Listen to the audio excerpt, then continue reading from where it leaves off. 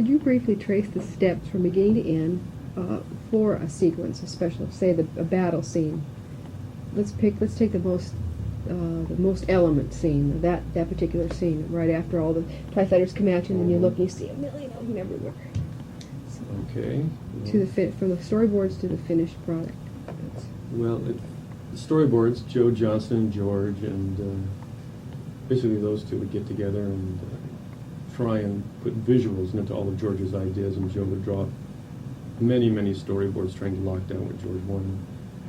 After that got locked down, I would come in and we'd start to discuss maybe some technical problems that might crop up with one of the drawings, one of the designs, and if there weren't any, then we would stick with that board. Then we would figure out what models had to be used, the Millennium Falcon, every TIE ship in the place that was around, the Y-wing, the A-wing, or all the ships that are in there. Then comes shooting it. There's a certain order you have to shoot things in if you have that choice. A lot of times you don't have an opportunity to do it the way you want to, and you have to force a scene through because of you not able to get a model when you want it because the other crew has it.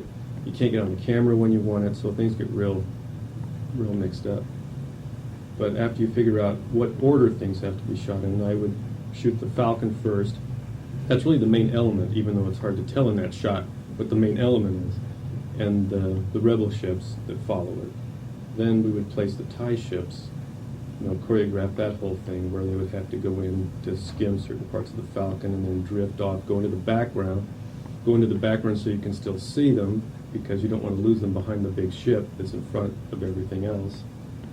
After that's all choreographed, the crews, I get with the crews and we basically go over the whole thing, what has to be shot.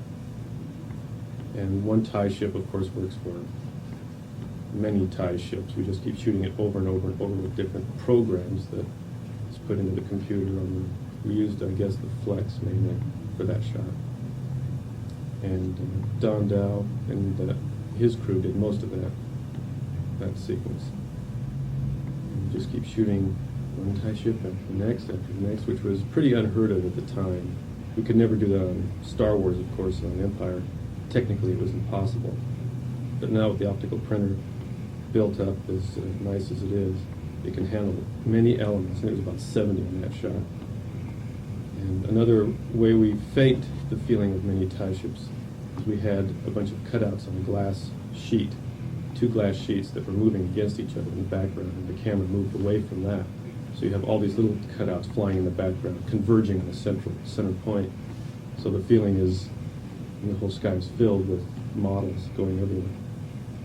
Then, of course, after all that, goes into the optical department where they have to make all their blueprints and make endless pieces of film just to keep out one single element.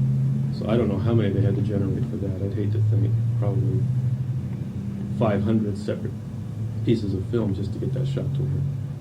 Then each one has to get lined up so the matte lines don't show up. Each ship has its own problems.